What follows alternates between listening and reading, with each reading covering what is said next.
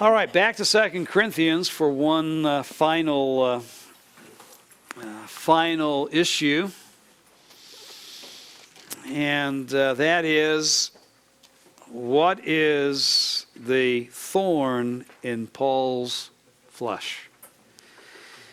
You're going to hear this again and again. The thorn in the flesh has become Christian idiom for I am going through great physical pain. So you'll go to a hospital room and, Pastor, good to see you. But I'm not complaining. I just understand that this is my thorn in the flesh. And God is just reminding me of my weakness. And it is very true that within Christian tradition and over 40 different diseases have been put forth as possible, or different physical ailments have been put forth as the possible weakness that was Paul's. Everything from malaria to eye disease, on and on you will go down through Christian tradition. But what brings all of these interpretations together is the fact that it's some kind of physical malady. Now, everyone agrees why it was given. It was because of the revelation that Paul was given in verse 7, because of the surpassing greatness of the revelations, for this reason, to keep me from exalting myself in the revelations that God had allowed me to experience. There was given me a thorn in the flesh, a messenger of Satan to buffet me, to keep me from exalting myself. So no one disputes the why, but there is tremendous dispute on the what. All right, so what was this thorn in the flesh that Paul says was a messenger of Satan, an angelos of Satan, to buffet him, to be this adversary against him, to keep from exalting himself because of the revelation. And as I said, the major position is, well, it is a thorn in the flesh. It is, and flesh here being understood as his human body. Now, we already know that flesh can be used by Paul in context other than his human body, but this is the way that it has been taken. And it was some kind of physical malady, a physical malady that probably began after the revelation. And any time that Paul would think about exalting himself, lo and behold, well, it would kick in. Rheumatism, arthritis. I mean, it's all there, gentlemen. I mean, no matter what physical malady you say, and then some say, well, he didn't specifically say what it was. It was something specific for Paul, but this left it open so that whatever you might be suffering physically. Well, wait a minute, though. I haven't been given that kind of a revelation. Now, I might have a problem exalting myself, but not on the basis of these revelations like Paul received. So, but the application is well, God has probably put some kind of physical malady in every one of our lives to keep us from exalting ourselves. And God didn't allow Paul to say exactly what it was so that we would just say, well, we don't have the same thorn in the flesh, but it's what God has done within our lives. Some will take a look at thorns within the Old Testament and say, go to a passage like Hosea 2:6, and that would seem to be circumstances that God brings up. In other words, these are thorny circumstances. And certainly Paul in chapter 11, verses 23 to 28, has narrated for the Corinthians some very hard circumstances that he had and continued to go through. And so he can say ultimately in verse 28, there is daily the pressure upon me of concern for all the churches, 11:28. That along with all the physical things he had gone through, anticipating further physical things that Paul would have to experience, he had to go through the anxiety daily of what was taking place in the churches, including Corinth. But a number of reasons would lead me away from position 1 and 2, and I have to tell you that I have moved away from that position before I read Dr. MacArthur on 2 Corinthians. But it is interesting that we have come to very similar conclusions as far as what Paul is saying here. There was given me a thorn, and this is not just a little thorn. This is a stake. This is a major something big. In other words, with the imagery being used, I mean, if he had a thorn in the flesh, it'd be something clearly evident, clearly seen. It's a stake. Probably better not in the flesh, but for the flesh. And flesh here, and certainly as Paul is speaking, talking about that wouldn't be exalted, okay, my fleshly response to the revelations. In other words, this propensity to evil, this propensity away from God, this propensity toward human pride.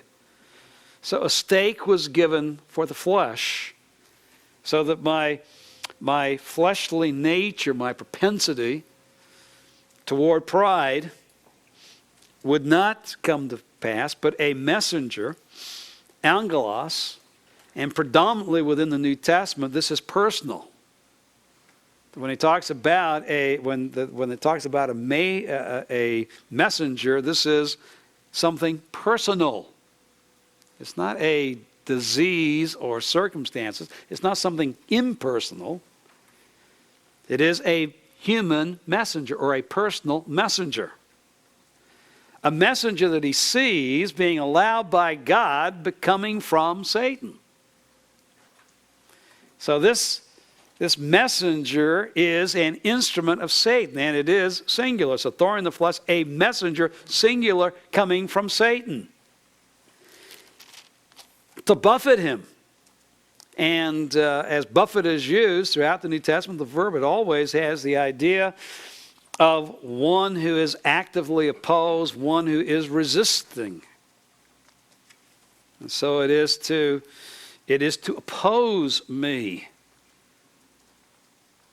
And so what he seems to be saying is this is something to keep me from fleshly pride, something that is clearly evidence brought into my life by Satan, although he is working through some kind of an emissary, a messenger, spokesman from Satan, who is opposing me, and this all to keep me from exalting myself.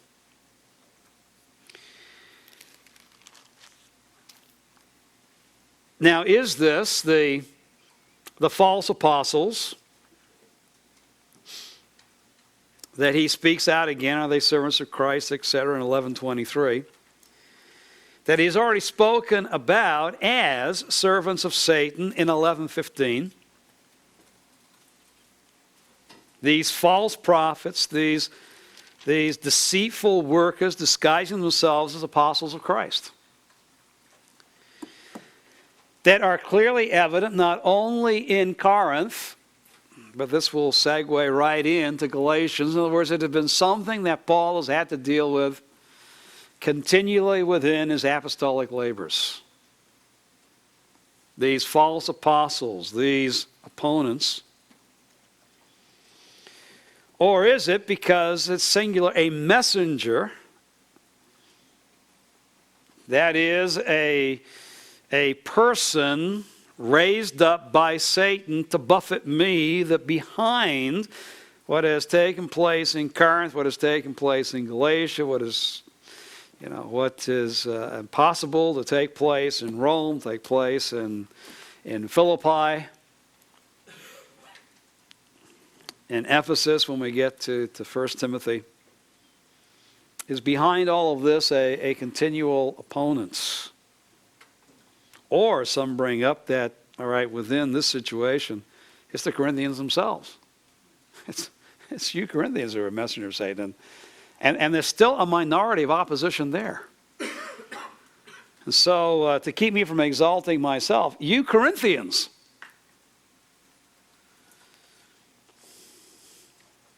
have become messengers of Satan, clearly seen to keep me from any kind of human pride in what God. You've become the enemies who buffet me, and there's still individuals within you. Well, seeing it all together, like Dr. MacArthur, I think the strongest position is 3B. Now, I wouldn't go so far as John Pollock, who only in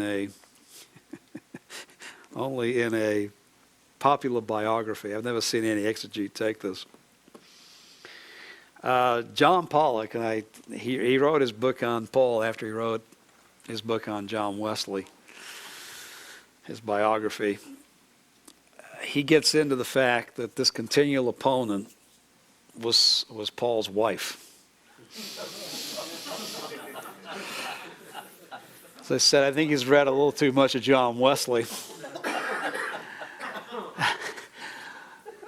Well, let's drop back. He does. He brings out that Paul, after the Damascus Road experience, that his wife had married him, expecting him to be the leader within Judaism. I think he even says she might also have been the daughter of a rabbi, and when Paul comes back and turns his back on Judaism now to follow Jesus Christ, she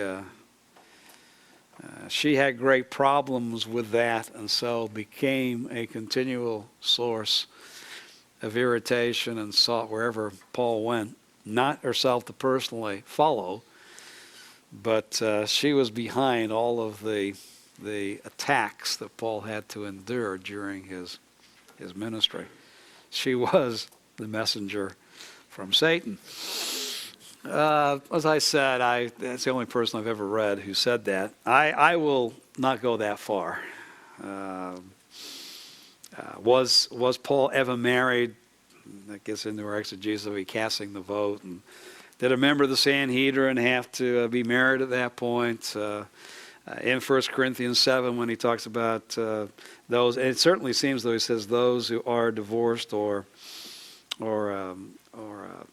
widowed, and most have taken, if he was married, the latter of those two positions, not the former, that he had been divorced. But Pollock is in the minority of minorities on that. But Pollock's book was very popular. I forget what it exactly came out. It's popular in the 70s. Since then, it hasn't been quite as popular. So you might not meet that in your pastoral ministry today, but just in case. And the book, I don't think is any longer in print. Praise the Lord. On this issue, so you don't have to confront it, as I've had to do a number of times. Pastor, messenger of Satan. Have you ever heard the fact it could be Paul's wife? Oh yeah, I have. So just in case you run into that, you've heard it now yourself. But I would say the singular there, the messenger, that in some way what Paul is saying is the fact that there is an opponent of Paul who is behind, who has basically taken Paul's place at this point, as being one who is trying to attack and depreciate what God is doing through Christ in the church. The same kind of an opponent of the church that Paul himself had been. Now he endures the attacks of a similar individual. And whether it is, by means of raising up these false teachers or in some other way, Paul says, look, I continually have to face this opponent in my life. And it is reminded of me not to exult over the ministry that God has given to me. So I would take it as a personal foe of personal foes. Of those three positions under number 3, I think the stronger one is B, although I wouldn't go with the stake. If you want to go with A and C, I think there's a little less support. I think B is the strongest, A is the next strongest, and C is the least strong of these positions. But the fact that it is a personal foe, I think, is what is best supported by the terminology that Paul uses in 2 Corinthians 12:7. All right, a quick question, and then I'll take the rest and break. David. I've heard commentators say the word messenger is like angel of Satan, so it could be a demon. I don't know if I misheard him or not. No, he has said that, but he speaks about it being a demon, but then a demon who works through an individual. He talks about a demon person, that what he means by that is one is from Satan, and through the demonic empowerment is how this one is the opponent of the Apostle Paul. So I think to get Paul to get, he does use the word demon, and it's true that I've kind of swung around that. I don't think Paul at this point is giving us a whole Satanology. He is just saying, look, this opponent that you know about, who's been given to buffet me, all right, the allowance from God is Satan has raised this person up against me. I wouldn't take it any further than that, but yeah, how does Satan work? Okay, now you bring the rest of Scripture in. Well, he works through demons. So I would not negate demonic involvement in the person's life, or if you want to broaden it out to people's lives. And that's what would lead me away from the Corinthian position. Because Paul's whole point, as we brought out, is basically these are those positionally who are sanctified, that they are saved. He's been reconciled to the vast majority of the Corinthians. I think then to turn around and say, you're agents of Satan, you have been, you continue to be so, I think it's pretty weak argumentation. But would you not go as far as saying it's demonic oppression? I wouldn't go that far, no. I think is a person that Paul is well aware of, and even though he has not explicitly stated it within 2 Corinthians, who, as Paul is using this language, the Corinthians would be aware of as well. So, no, I wouldn't see it as demonic oppression. I guess my answer is the same. Wrestle with the text. Don't lose sleep over it. Get the big point of the passage on why God has allowed it in Paul's experience. It is reminded to him of his weakness and that he needs to depend upon the Lord. Certainly, though we will not have necessarily the same kind of thorn in the flesh, how does it apply to us? Well, I think by application, because of the ministry that God gives to us that we could become very, very proud of, God is going to allow people within our lives, a person within our lives, to remind us and keep us from exalting ourselves. I was thinking, I began my ministry under a man who will remain anonymous, but he came back to pastor the home church. And there was a couple that had handled the nursery for 50 years when I got there. And they delighted to remind him of the fact that they changed his diaper. And he says, while they're here, the Lord continually reminds me, I'm just a nobody in His sight. I mean, yeah, you're right. You changed my diaper when I was, 3 months old. I mean, I can never glory on what God is doing because they're always, and they did. They delighted. I mean, the visitor comes, dropping. We'll take care of you, just as we took care of Pastor David when he came 30 years ago and we changed his diaper. 40 years ago, we changed his diaper. Now, I wouldn't say they're emissaries of Satan. Message. But, God will have people in all of our ministries and opponents to remind us that we're weak and we have to depend upon the strength that is God's for empowerment within our ministry. So I think the principle for application, I will not go looking for a thorn, and I will not seek on who that opponent might be. But in every ministry, you're going to have people that, even from outside, that are going to attack. And all right, Lord, they're there just to keep me humble.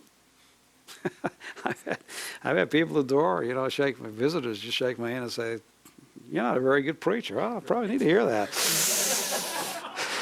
Thanks, I needed that. I need to be reminded I'm weak, all right. And if you want to come to this church and send me a letter every week reminding me how poor the message was this week, that's fine. That's I've read 2 Corinthians 12:7. So all right, Joe. On verse 9, it follows that up with talking about boasting in his infirmities. How do you reconcile that? Well, it's boasting about his weaknesses. All right, that the power of God may dwell in me, and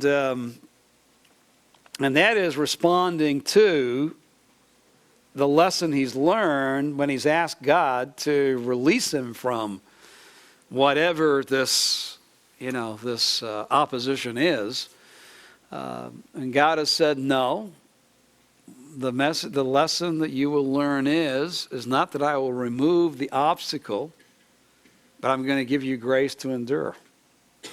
All right, and so that will lead him, therefore, to boast about his weaknesses, and that's what he has just done. He's been talking. What he said is, "You forced me to boast about what God has done through me, what Christ has allowed."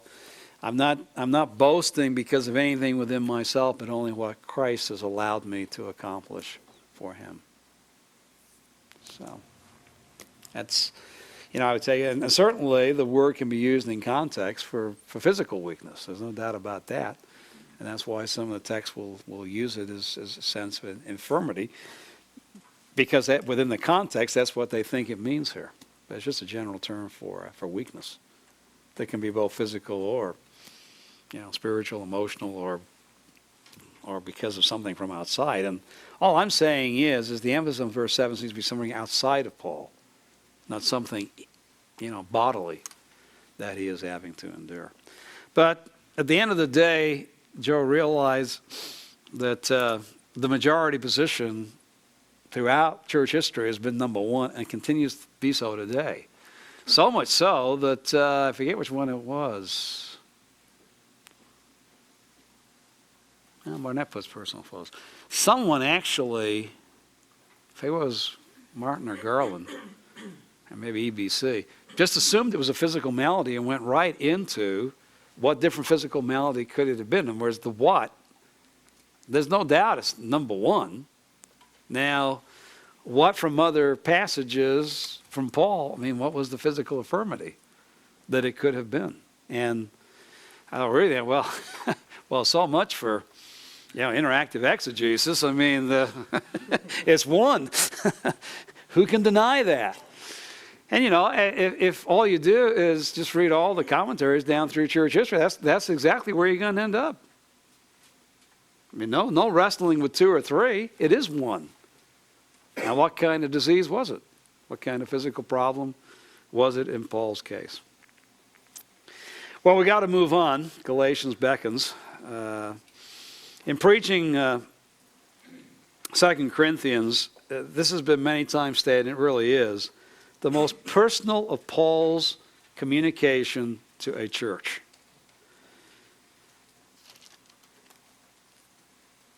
And we realize this comes at the end of a 6-year interaction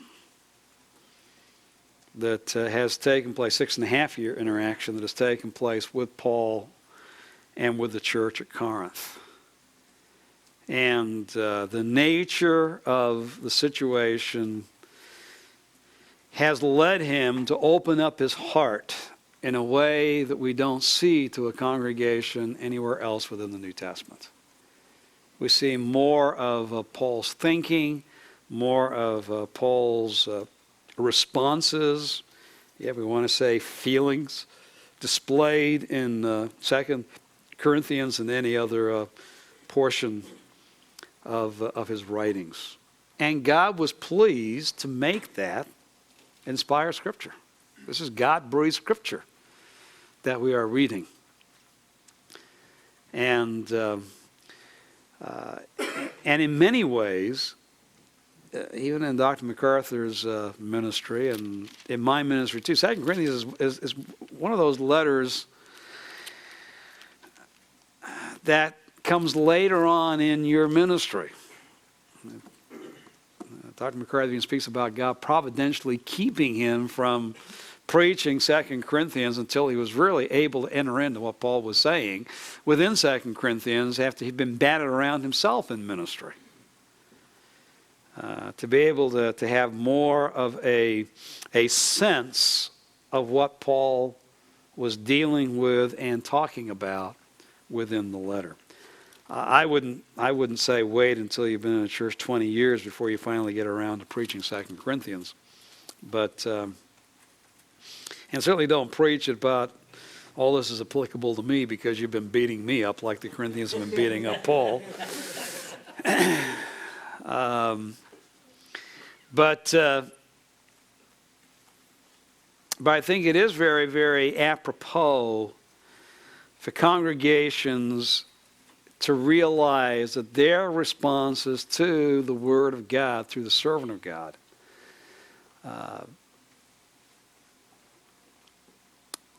do affect the servant of God. And you should have the same tender concern for your people that Paul had for the Corinthians. And in the interim, we'll have another veteran pastor who, like Dr. MacArthur, has been at the same church for decades now, who has also just preached 2 Corinthians. And I'm sure we'll not only talk about the text, but by the very nature of the interim, wants to deal with some of the application of the text to contemporary pastoral ministry.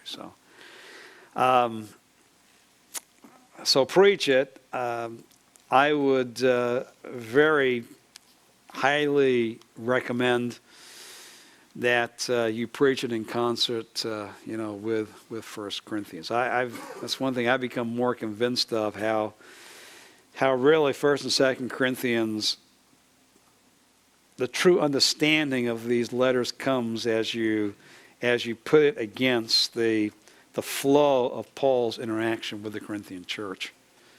And basically the history that can be developed, and that is the clearest one we can see in Paul's dealing with any church, as already brought out within the New Testament. And God was pleased to make it, 30% of the Pauline corpus. All right, moving on to Galatians. Just some introductory matters when he refers in 1:2 to the churches of Galatia.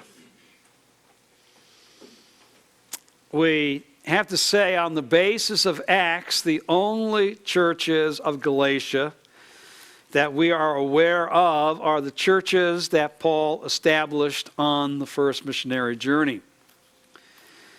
And certainly he can talk about these as the churches of Galatia because they are part of the Roman province of Galatia as Paul was speaking. Now there is a debate based upon Acts chapter 16 and 18 on whether other churches were established within the Roman province of Asia.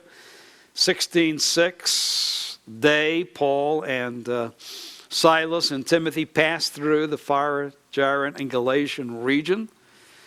The New American Standard there, as most would see it today, is that those are adjectival in their usage, that he's not talking because Phrygia was not a province, so this is the Phrygian and Galatian region. In chapter 18, same thing is given to us in verse 23 at the beginning of the third missionary journey. As Paul leaves Antioch and comes to ultimately Ephesus, he passes through the Galatian region in Phrygia, strengthening the disciples. That again, this seems to be the region that could be categorized as Galatian. Because of that, because ethnic Galatians did not live in the southern part of the Roman province, Lightfoot and others within his train have said that this is a description of the fact that Paul must have gone into the northern Galatian territory, and that we assume, therefore, since in chapter 18 he is strengthening the churches, that outside of the narrative of Acts, there have been ethnically, and strengthening the disciples, there has been ethnically established Gentile churches in the northern part of the province of Asia.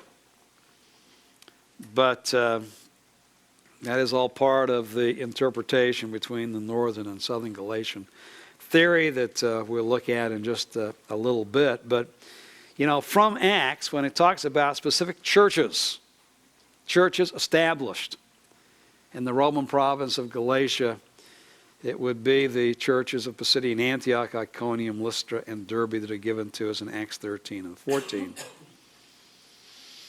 And through that ministry then, as Paul comes back to Antioch, according to Acts chapter 15, he has to deal with the issue of circumcision. It's necessary that they be circumcised in order to be saved. Acts 15:1 and again Acts 15:5. That at this point within the church's history, the issue of circumcision is an issue that has to be dealt with by the church as a whole, and that leads into the Jerusalem Council. That is at this point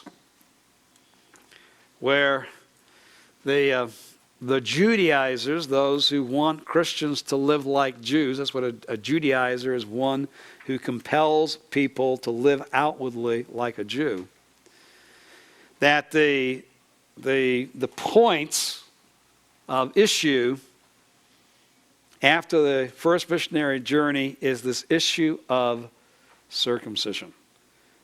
And if there were those who came down from Judea, and we certainly see that in Acts 15:1, if there was a strong circumcision party in Jerusalem itself, that is seen as Acts 15:5, then we can assume, just as from Jerusalem men came to Antioch, we could assume also men go from Jerusalem to the churches of Galatia and will make circumcision the major issue that these Gentiles, you need to be circumcised in order truly to be saved. And that, as you go through Galatians, is exactly the issue. The issue that Paul is dealing with, broadly, is living like a Jew and bringing yourself under the law, but that the immediate issue was the issue of circumcision. Will or will not these Galatian believers allow themselves to be subject to circumcision? So that even though he refers in chapter 1 to this different gospel, very definitely in chapter 2 he speaks about how he resisted those who sought to have Titus circumcised. When Titus was with Paul and Barnabas as they went to Jerusalem. I went again to Jerusalem with Barnabas, taking Titus along with me. Verse 3, but not even Titus of chapter 2, who was with me, though he was a Greek, was compelled to be circumcised. And then in 2:12, Peter feared the party of the circumcision. And then when you get over to chapter 5, verses 2 through 12, and particularly in verse 3, I testify again to every man who receives circumcision that he is under obligation to keep the whole law. And then in chapter 6, he speaks in verse 15, for neither is circumcision anything nor uncircumcision, but a new creation. So you go through Galatians and you realize there's a big issue involved here, but it focuses in the immediate context of what Paul is writing on whether the Gentiles are going to submit themselves to circumcision or not. And so, of course, that leads us right into the themes of Galatians. And as I've said, this whole issue of circumcision. And certainly, like we've already seen in Romans, but now particularly for these teachers who are coming, they are those of the circumcision. And that the distinction between Jew and Gentile is the fact that the Gentiles are uncircumcised. And now there is this pressure upon them to receive circumcision. And so this becomes a very, very major issue. As I said, he can refer broadly, as is seen in chapter 2, verse 7. I have been entrusted the gospel to the uncircumcised, that is, to the Gentiles, just as Peter with the gospel to the circumcised, that is, the Jews. And it's very true that at that point in time, the distinction between Jew and Gentile outwardly was very, very clear: circumcision. And if a Gentile is going to live like a Jew, well, the very first issue that will show he's living like a Jew is his reception of circumcision. Now, Paul sees those who were, if I can put it this way, preaching circumcision, preaching the need of circumcision, as those who were espousing another gospel. Now realize, of course, he brings up there's only one true gospel. The gospel that he had been entrusted with. And very definitely, like in Romans, there is an emphasis upon the gospel.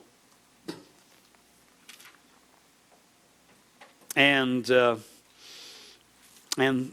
good news which had been proclaimed to them. Now there was another so-called gospel that was being preached, but really in the end, it was not a gospel. It was not good news.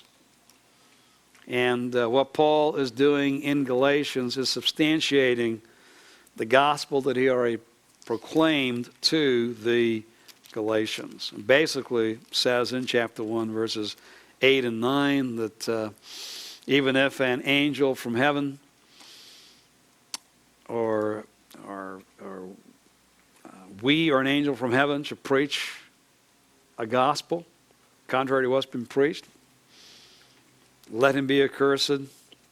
If any man is preaching to you a contrary gospel, let him be accursed.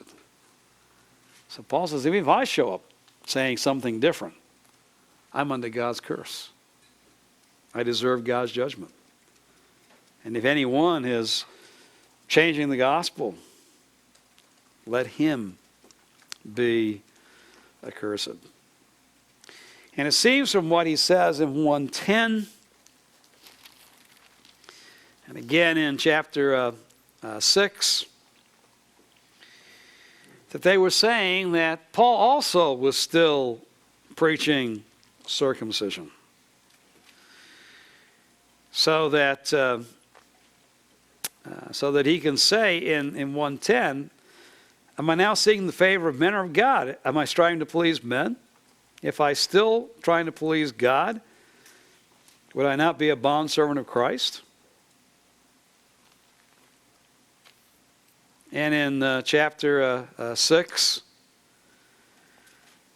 he speaks about the fact that verse 13, 14, may it never be that I should boast except in the cross of Christ. And verse 17, from now on, let no one cause me trouble. I bear in my body the brand marks of Jesus. That if I was, truly a preacher of circumcision, if I leave you Gentiles and go to the Jews and say, all right, circumcision is the foundation of salvation, all right, if I truly preached that, well, why am I attacked unmercifully in the way that I am? So the gospel is very, very clearly stated to be apart from circumcision, and that's what he is going to emphasize within the letter. And as we've already seen in chapter 6, it is not circumcision, it is the cross. It is what God has done through Christ upon the cross. This is the foundation of justification and one's relationship with God. Now, within the letter, as you can see, he deals a lot with the law. And as he deals with the law, let me, get it here, that there is law, and law is contrasted greatly with faith. Law,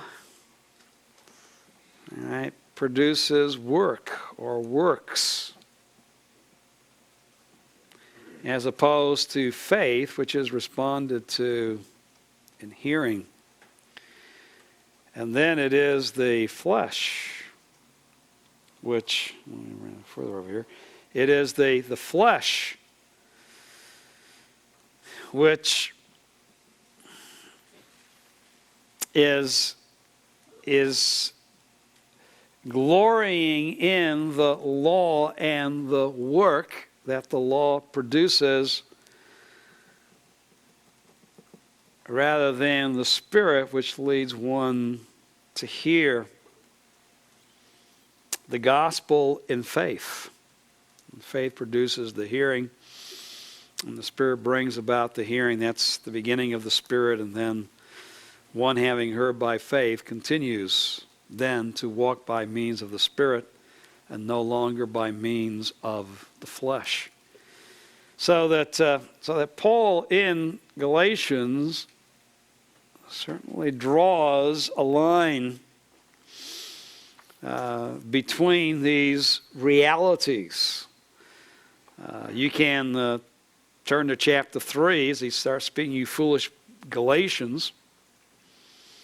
Verse 2, this is the only thing I want to find out from you. Did you receive the Spirit by works of the law or by hearing with faith? All right, the Spirit has been received by the hearing of faith. And now the Spirit will continue to work through the hearing of faith. Are you so foolish, having begun by the Spirit, you're now being perfected by the flesh? So now say aligns against one another, spirit and flesh. And then again, verse 5. Did he then, who provides you with the Spirit and works miracles among you, do it by works of the law or the hearing of faith? So Paul very definitely sets, all right, two parts of the equation here. And basically, you are either here or here. Now, what he's trying to do is drive them back to where it all began, here or here. And if it began here, why are you moving from here to here now as far as the living out of your Christian life is concerned? That if you begin here, stay here. All right, the Spirit is received by the hearing of faith.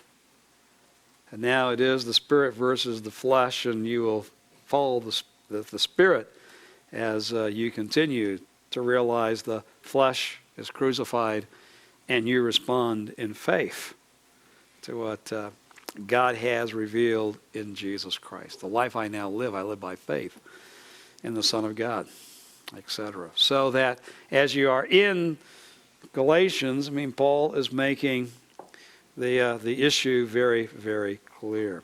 Foundational to this, obviously, is the justifying work of God through the finished work of Jesus Christ.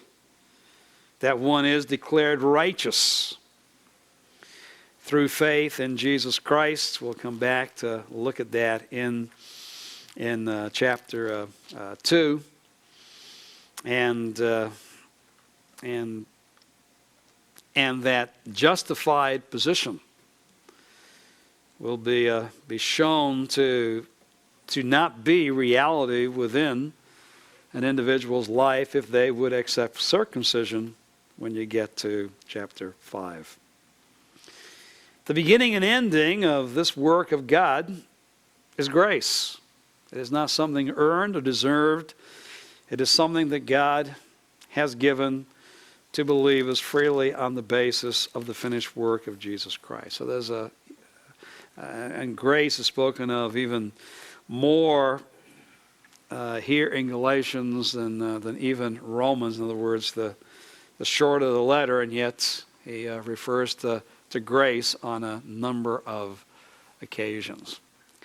Now, like 2 Corinthians,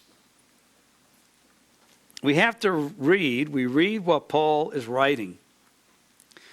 And through the points that he emphasizes, we seem to have an insight into the attacks that were being brought against Paul. Now, certainly these false teachers, these outsiders, who were compelling the Galatians to receive circumcision, are contradicting, are going against what had been proclaimed originally to the Galatians by the Apostle Paul. And so how are they justifying what they are telling the Galatians vis-a-vis the Apostle Paul? And from the burden he takes to defend himself and his teaching, we get some idea of what the attack against him, and this is usually seen by exegetes, and I would support this, as being a three-pronged attack. Well, why are we here? Well, we're here to complete what Paul didn't complete. We're here to finish the work that only began with Paul. Well, why do you say Paul's message and his work was incomplete? Well, first of all, you got to realize that even though God did validate the ministry among you by miracles that were done, and those, of course, are recorded in Acts, particularly Acts chapter 14, of the different miracles that Paul did while he was among them in Galatia, and he's pointing to other works that he did. Well, even though he is been raised up by God and has a role to play, you got to recognize that he really is a Johnny-come-lately on the apostolic scene. He wasn't one of the original apostles, and particularly segueing just as Galatians is seen within our scriptures after 2 Corinthians, here is this attack again that, well, he wasn't one of the original apostles. And in fact, his apostolic message goes back to the apostles in Jerusalem, and, well, you got to understand, Paul didn't get it all. It was incomplete. And so Paul has to take time in chapters 1 and 2, defending the fact that his message was given directly to him by Jesus Christ. 1:12, I neither received it from man, nor was I taught it, but I received it through a revelation of Jesus Christ. And after Christ was pleased to call him and to reveal his Son in me, verse 16, I did not immediately consult with flesh and blood, nor did I go to Jerusalem, but went away to Arabia. And within the context, I went away to preach. And then returned once more to Damascus, context, to preach, before he ever went to Jerusalem. And within this, we see validation in Acts chapter 9, how once he was saved, Paul went immediately into the synagogues of Damascus and was preaching that Jesus was the Christ, the Messiah. So he didn't wait to go to Jerusalem to start preaching the message that Jesus Christ had given to him. And in fact, when he went, finally, he went to get acquainted with Cephas and didn't meet any other apostles except for James. And in fact, the vast majority of people in Judea, Jerusalem, he was unknown. And Acts 9 again reminds of how very quickly he was forced out of Jerusalem and back to Tarsus. And then only later did he go to Jerusalem, and even then, it was not for receiving more insight into the gospel, but submitting the gospel and making sure that the pillars there at Jerusalem would validate the fact that he had been entrusted with the same gospel they were proclaiming to the Jews, that he was proclaiming it to the Gentiles, and that's exactly what they did. And so Paul's gospel, Paul's message, Paul's validation from God was equal to the Jerusalem apostles, and they viewed him at the end of chapter 1 and beginning of chapter 2 as equal. That God had given him his ministry and message in the same way that they had received their ministry and their message. Well, Paul's gospel wasn't the complete gospel. Obviously, by their very message, that's what they were That's what they were communicating to the Galatians. And Paul makes it very, very clear that God had entrusted the complete gospel to him. And he certainly in chapters 3 and 4 argues to that end. And then in chapter 5, he deals much with the Galatians not now using their freedom in Christ as an opportunity for the flesh, to resurrect the fleshly acts. That now they were no longer in the flesh but in the Spirit, but shows how Spirit directing living will lead one to glorify Christ within the body, and has to counteract the fact that his gospel led to loose living. And the gospel properly understood, the message responded to, would not bring that about. The principle of Christian liberty is not starting in chapter 3. It was what? Is it not starting in chapter 3 The principle of what? of liberty, Christian liberty? Yes, it does. But the fact of not giving occasion to the flesh is more pronouncedly given in chapter 5. Yeah, these overlap. But these seem to be through the emphasis that Paul places in Galatians, these seem to be the points of attack that have been lodged against him and his message to the Galatians. Well, simply, and there's agreement on this, Paul declared and defended the gospel of justification by faith and the implications of the gospel for these Gentile believers. So his defense and his statement of the implications are very, very clearly seen.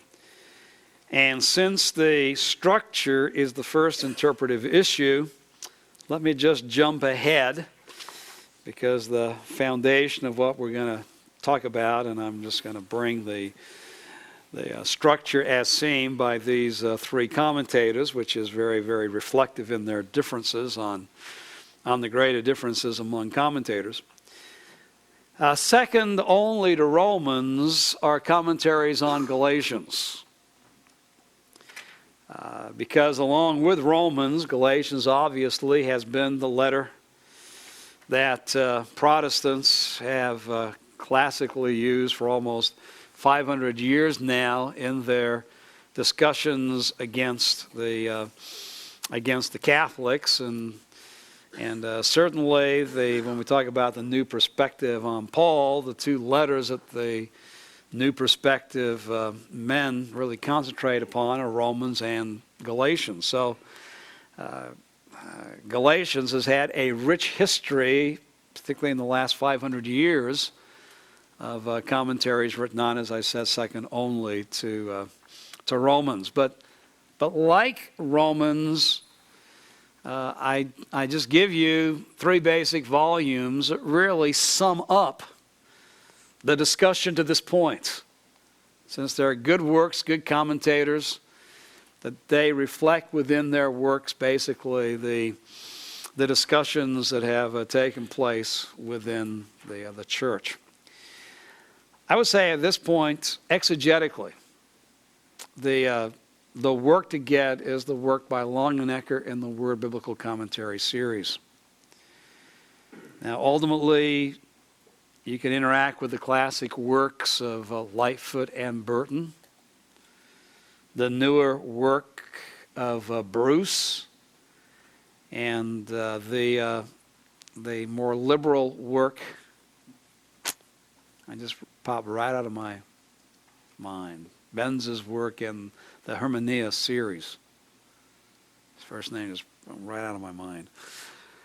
And I say this because Lightfoot and Burton, and now the newer work by Benz, have had the most impact upon the continuing exegetical tradition on Galatians.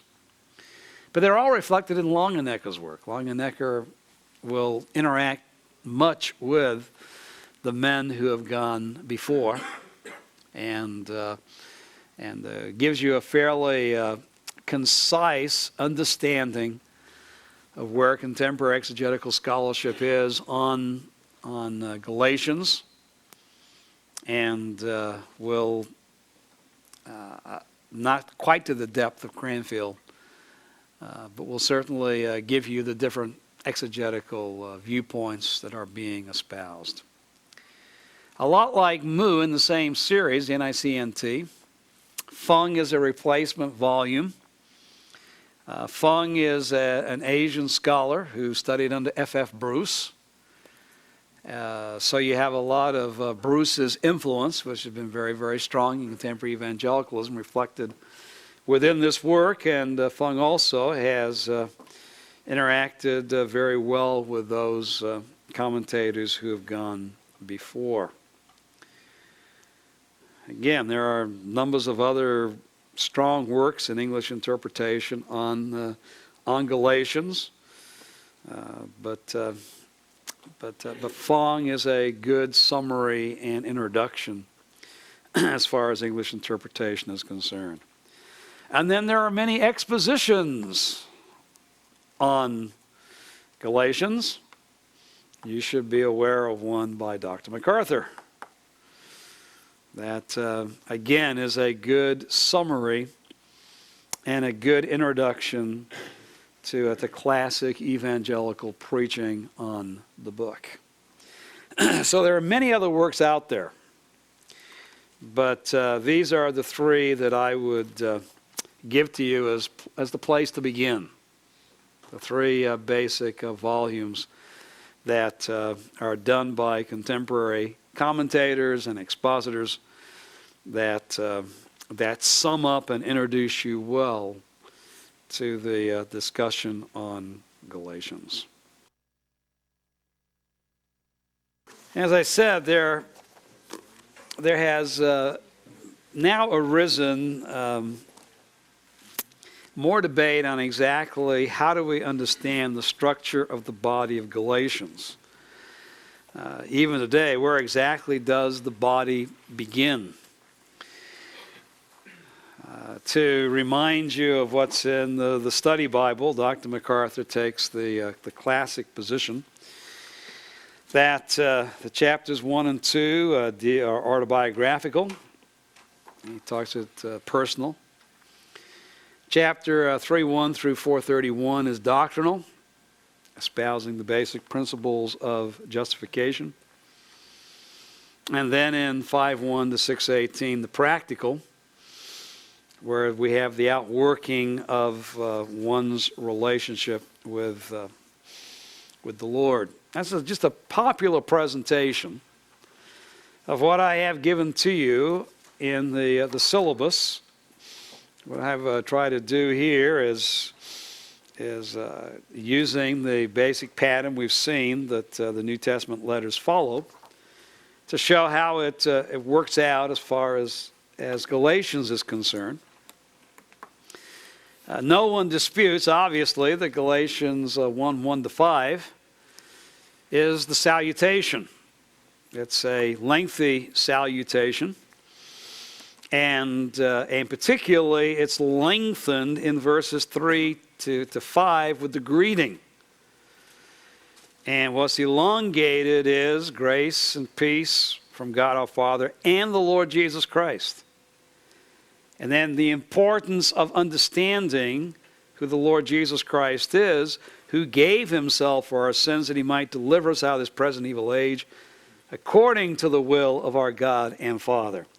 So that the crucial point that Paul is going to be drawing on as he goes through this letter is what God the Father has accomplished through Jesus Christ for the salvation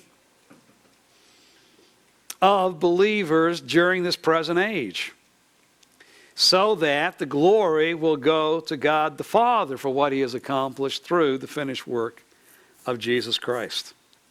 And that what he's going to speak about is the the message that God gave to him, one, not sent from men nor through the agency of man, but through Jesus Christ and God the Father who raised him from the dead. The special commission that he has received, that in verse 2 is not only Paul's message, but with all the brethren who are with me. And we assume at this point he is writing from the church at Antioch, and he's saying, all right, not just myself and Barnabas when we were with you, but we were sent out, directed by the Holy Spirit, by the church at Antioch, and these brethren support this message too that is being sent to the church of Galatia. This is not just Paul. Paul has received the message that centers around Jesus Christ for Gentile salvation, but he also has brethren with him at this point who support him within that message that God has given to him. So there's the salutation. Now the problem, of course, in verses 6, and where does this end? 9, 10, 11,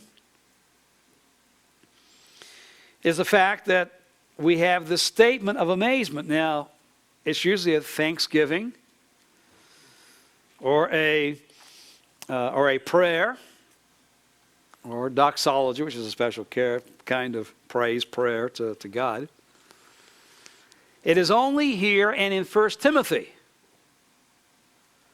that Paul goes right from the salutation with no word of thanks or prayer or doxology, seemingly right into his body. And so some will say, well, this is where the body begins in 1:6. The more classic approach is, okay, rather than just like a thanksgiving or a praise sets the stage also for the themes that Paul is going to develop within his letter. That's what this statement of amazement does in Galatians. That the Galatians were in the process of deserting Paul for another gospel, and Paul is amazed.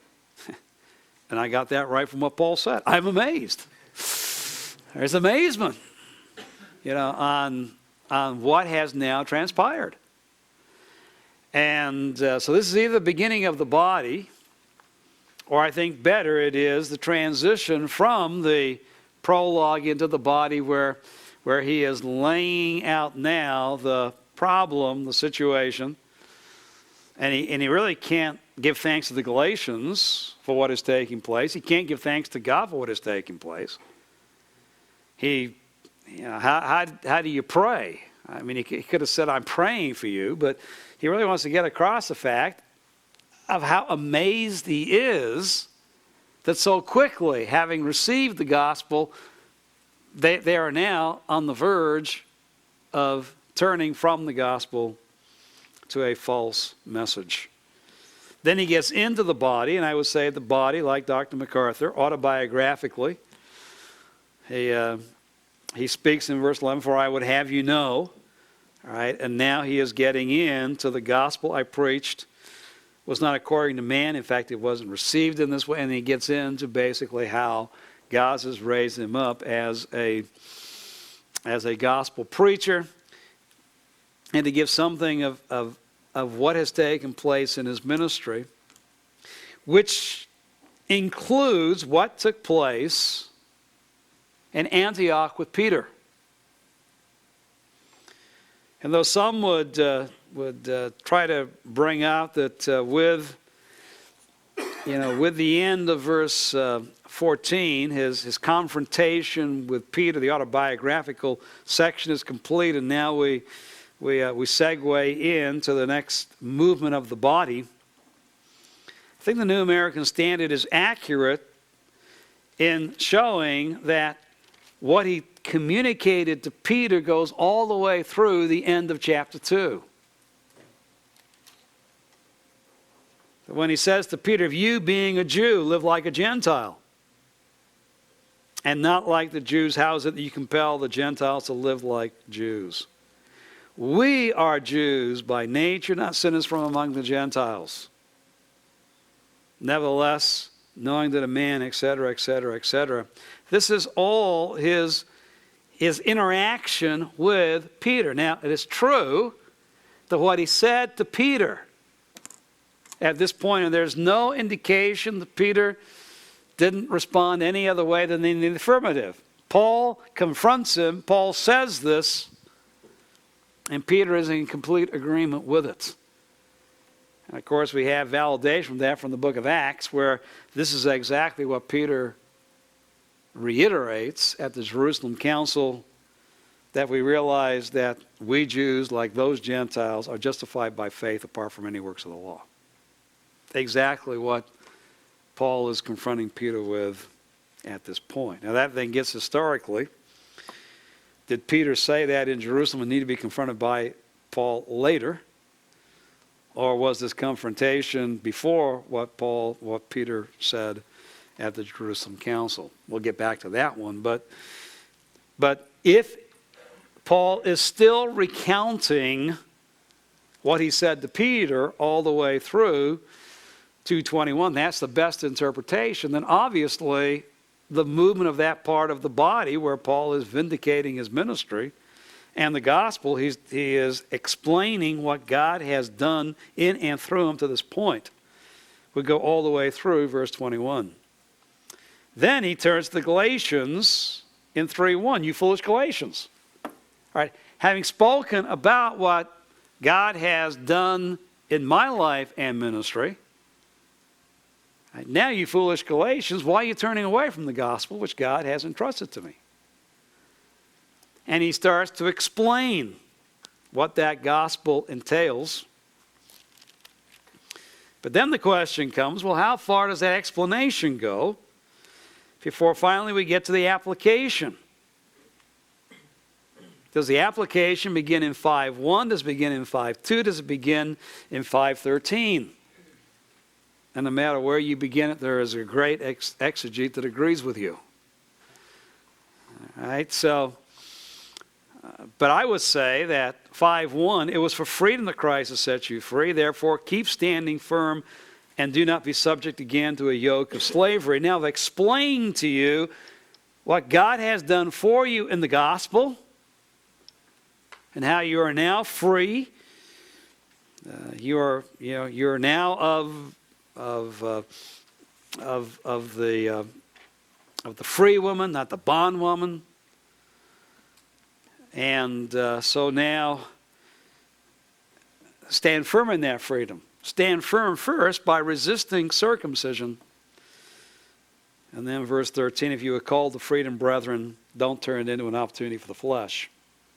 Standing firm in freedom means also then walking by the Spirit and no longer by the promptings of the flesh. And then, fortunately, in chapter 6, verse 11, there's unanimity on, okay, now the body is done, and he turns to the final words, the epilogue of the letter. All right, so this is how I would see the structure, and following the broad perspective as given to us by Dr. MacArthur. But you can come to Funk, and we'll just take a look at his major movement here, being influenced, as I said, by F.F. Bruce. That he would see verses 1 to 10 of chapter 1 as being introduction. Although he, notice, calls it Autobiographical Defense 1. Background. All right, the background in verses 1 to 5 seen in the salutation. The background seen in verses 6 to 10 on the condemnation of the counterfeit gospel. Then, following Bruce, he would see the autobiographical defense, what he calls autobiographical defense 2. Bruce would just say, here's where the autobiographical defense begins, of Paul's independent gospel and apostleship. That is, raised up by God, separate from the human influence of the Jerusalem apostles. He didn't get his gospel and misunderstand his gospel based on what was told him in Jerusalem, but he received his gospel directly from God. Then he gets into his argumentation in chapter 3. Well, I'm sorry, chapter 3, we say, chapter 2:15. The main argument, the exposition of the doctrine of justification by faith. And notice Funk takes it all the way through chapter 5, verse 12. Now, his mentor, F.F. Bruce, takes it through 5:1, and then would see the application coming then in chapter 5, verse 2. You can see Funk having seen the autobiographical section, the explanation section. Then in chapter 5:13 through 6:10, we'll see the guidance on practical Christian living, the application of Paul's teaching, and then would see an epilogue, summary, and conclusion in chapter 6, verses 1 to 18. So that the Funk does represent a newer understanding, the same basic three-part division within the body: autobiographical, explanation, application. But he sees the divisions differently than the traditional approach. That the autobiographical section ends in 2:14, the explanation begins in 2:15, and the explanation is carried all the way through 5:12, and then in 5:13 the application begins. All right, now hold on to your horses, or at least your chairs. All right, that is Funk's approach.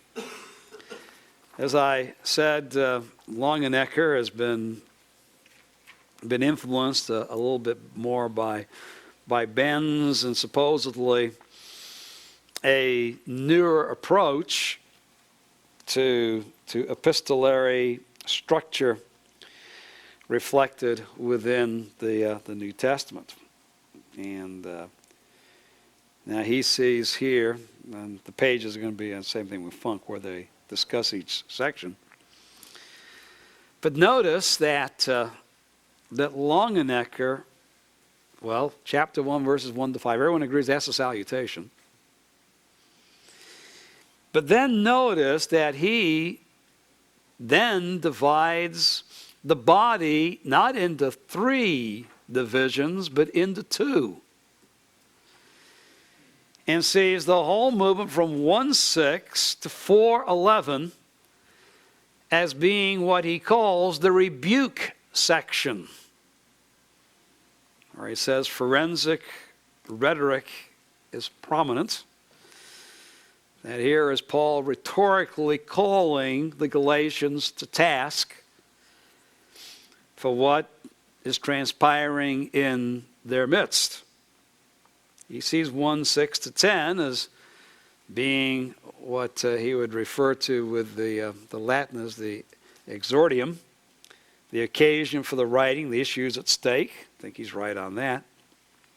Then he would take the autobiographical statements in defense, the narratio, going from 1:11 to 2:14, and then sees 2:15 to 21 as a segment unto itself. This is where the basic proposition that the autobiographical section was introducing is stated, and then in 3:1 through 4:11 you have arguments in support of what is said in 2:15 to 21.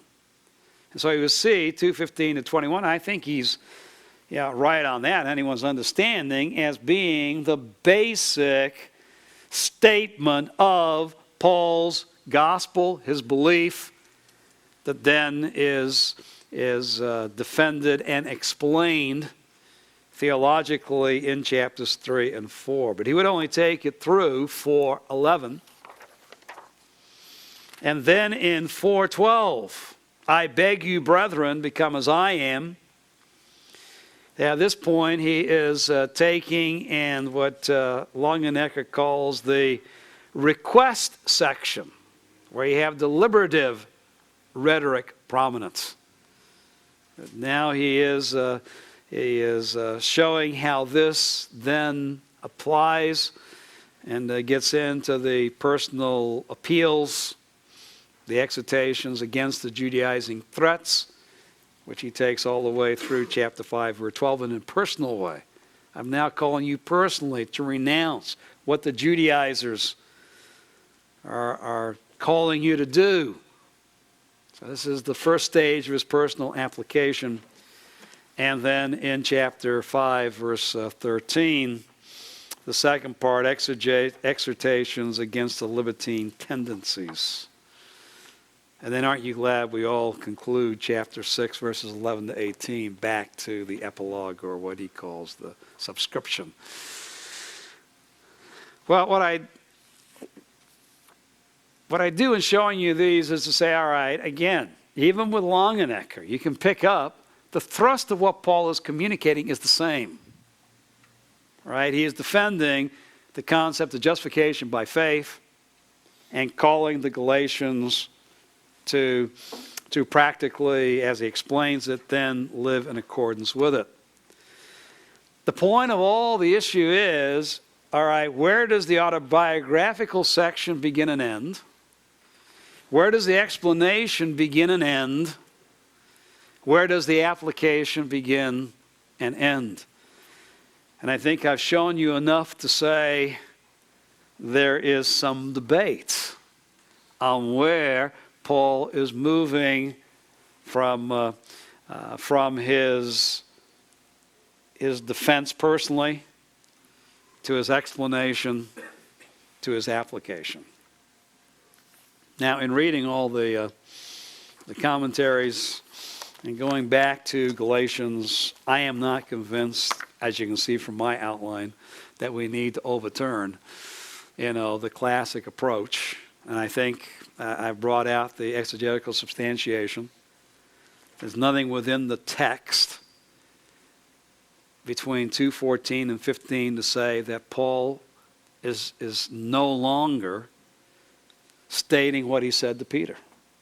Now, I go along with Longenecker. This is the basic proposition that he's going to explain in chapter 3, 1 and following.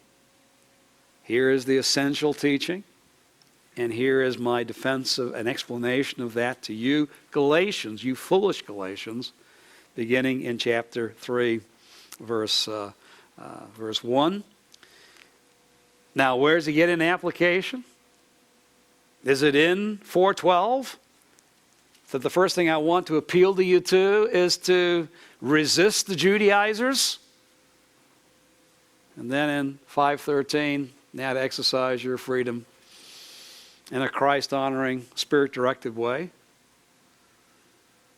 Or is he still explaining and yes, starting to appeal, but isn't the end of chapter 4 still explanation? And then 5:1, now having spoken about the freedom application. Now the first step of that application is you have to resist the Judaizers. And see that particularly in 5:2 to 12. And then the next step is, having resisted them, to live by means of the Spirit and not by means of the flesh. All I'm saying is I've read and interacted with all these commentators. I don't think in the end they've come up with anything new. And I don't think that in the end that what they say is really enough to overturn the traditional way in which the structure of the body of Galatians is seen. All right, all of that. So there's your first interpretive issue. All right, we agree on what he was communicating. How has he communicated it? All right, there's the structure of the body of Galatians. When and to whom is he communicating this? Who were the recipients of the letter?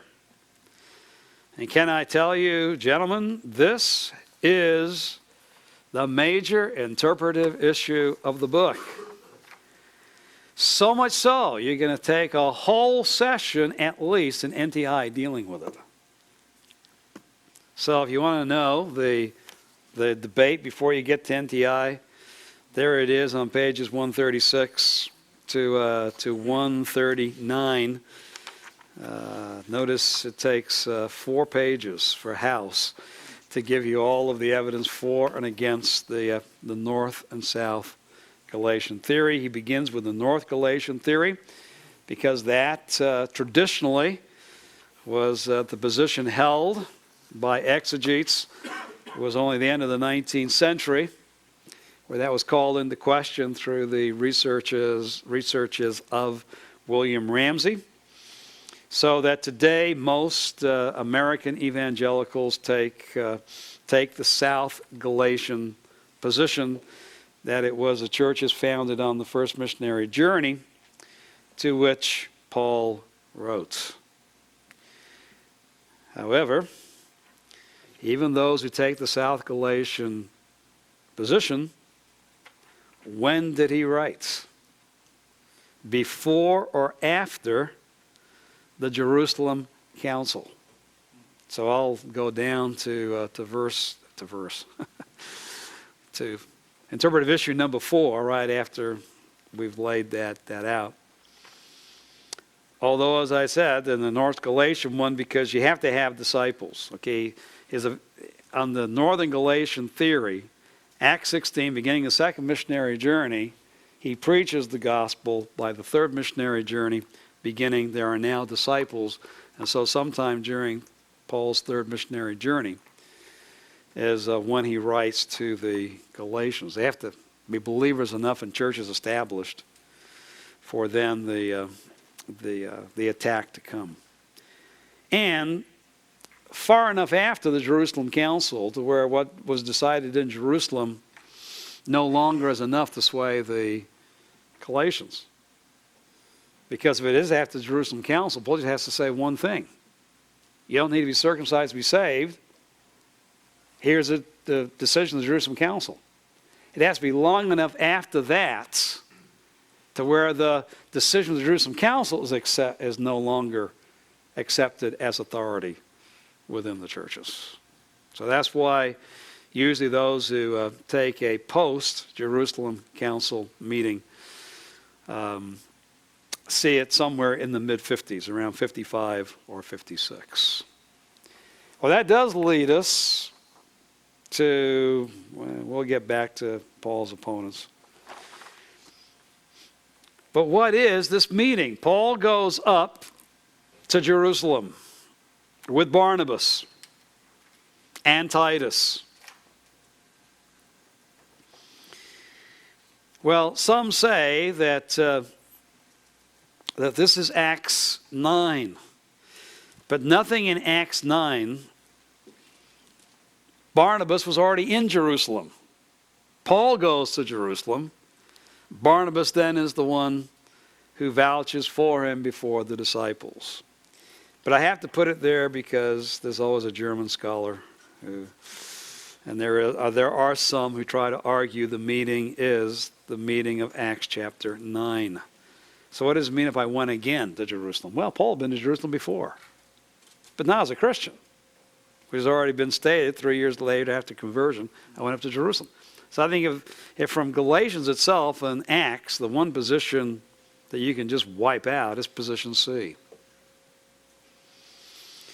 So then we have the question, all right, is it the Jerusalem Council held in 59? The strongest substantiation for that is then after an interval of 14 years. That most probably is to be understood to be added to the 118, 3 years later I went to Jerusalem. So that what we have in the Jerusalem Council is Paul's conversion, and then we have 3 years and he goes to Jerusalem, and then 14 years after that he goes to Jerusalem, which equals approximately 17 years after his conversion. Now, approximately, because we got 3 plus 14, because obviously these can be not total years. Part of a year could equal a year. So even if it's 2 years, 3 months, and then 13 years, 3 months, all right, you add it together, you're still dealing with 15 and a half years. All right, so it is somewhere between 15 and a half to 17 years after his conversion. Now, if you take a 30 AD date for the crucifixion of Christ, and Paul is converted a year or two after that, AD 32, and now you're going to add, 15 and a half years to that. You don't have enough time to make this the famine visit of Acts chapter 11, a famine visit that is usually dated in the year 46. And if you hold to a 33 AD date for the crucifixion of Christ, with Paul not being converted till sometime in 34, more likely 35, how can you make that the famine visit? It seems as though under either way, understanding Paul as he should be understood is leading to the year 49, with this being the Jerusalem Council. Position B gets around this by saying the main statement that's given to us in Galatians 1 is Paul's conversion. Here still is Paul's conversion. Okay, so this is for A. This is for position B. He is converted, and 3 years later he goes to Jerusalem. Then, after an interval of 14 years, is not to his first trip to Jerusalem. It is going back to the main statement that is in chapter 1, which is his conversion. That is 14 years after his conversion.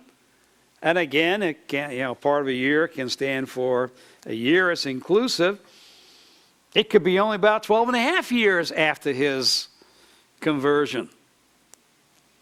But what does that do for you? Well, now, if you're, a date of conversion somewhere between 32 to 34, 12 and a half years later can be in the year what? 46. And so this is how position B, that the interval of 14 years is Paul going to Jerusalem, is the famine visit recorded in Acts chapter 11. And that's very, very clear. You take a look at Acts. After his conversion, he goes to Jerusalem once, Acts 9, and the second time he goes is Acts 11. And you'll notice that Longenecker and Fung take this position.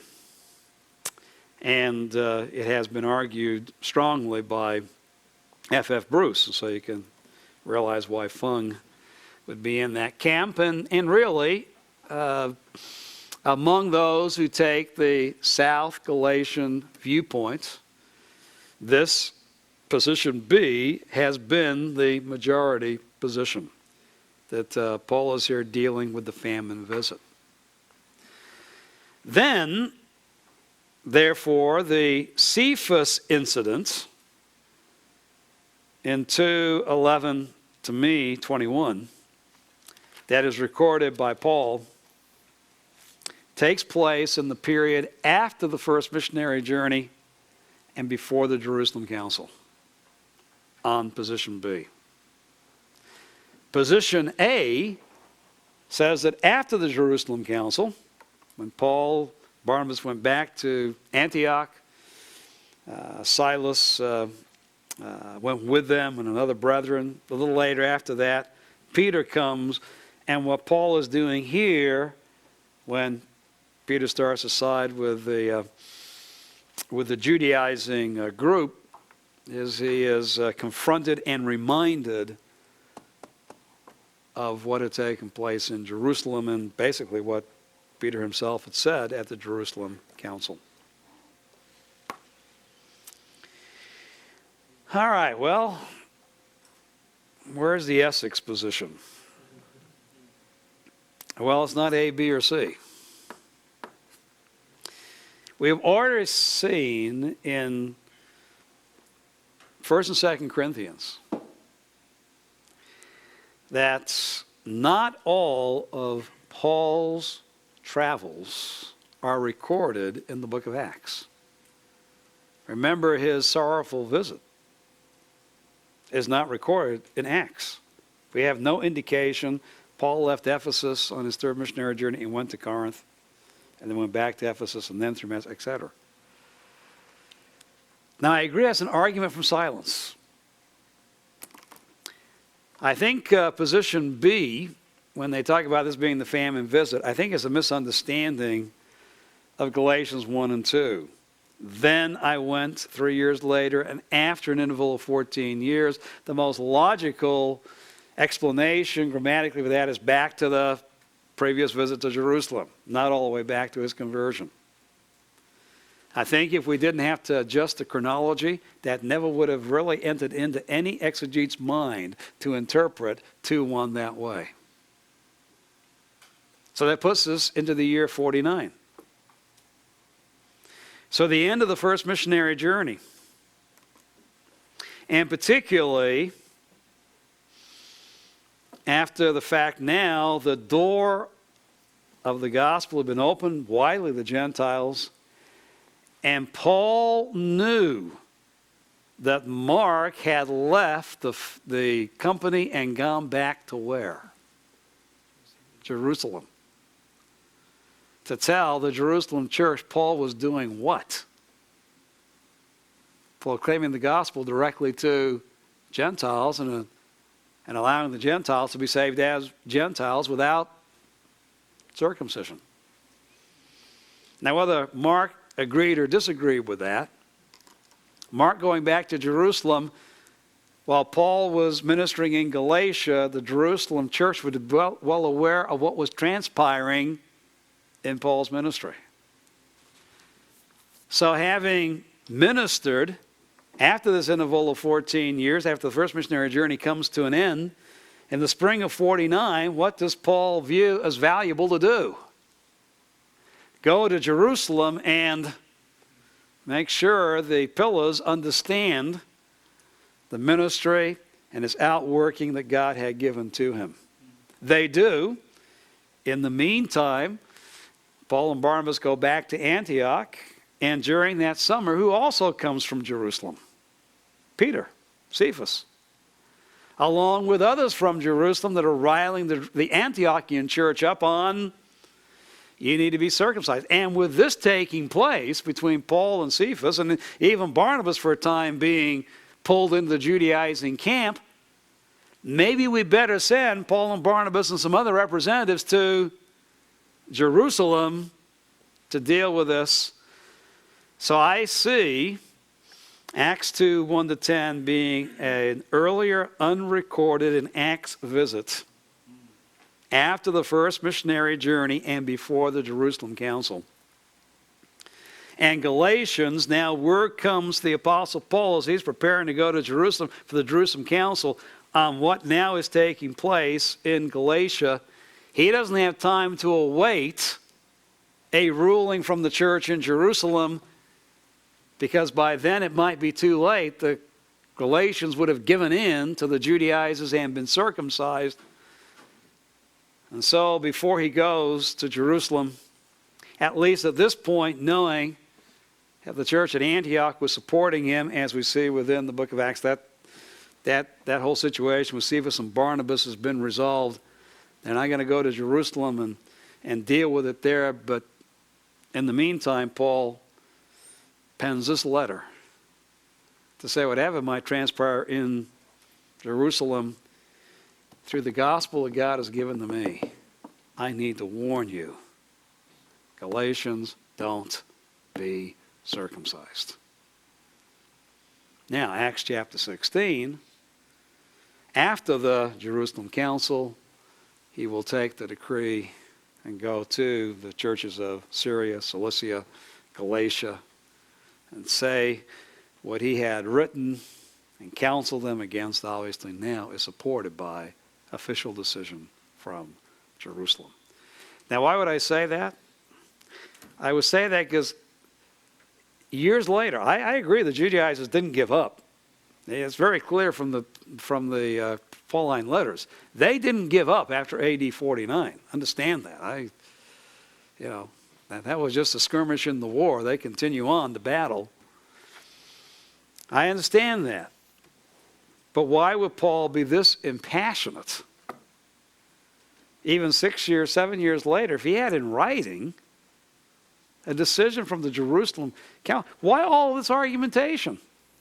Galatians, this has already been dealt with in Jerusalem. And what did the apostles and elders and church at Jerusalem decide? I know there were some renegades who don't want to go along with it, but what's the official decision?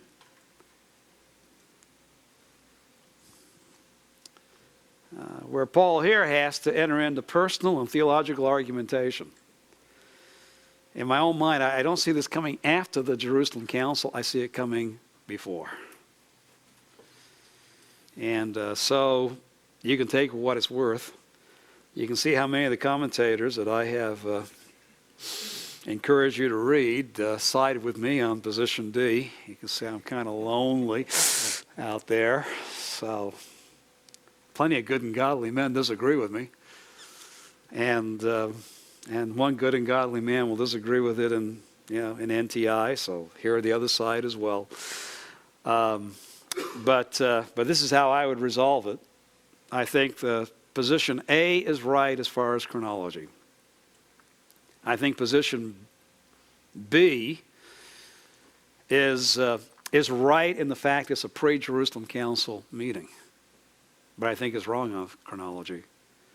C is totally wrong. I think position D, in my mind, has the strongest support.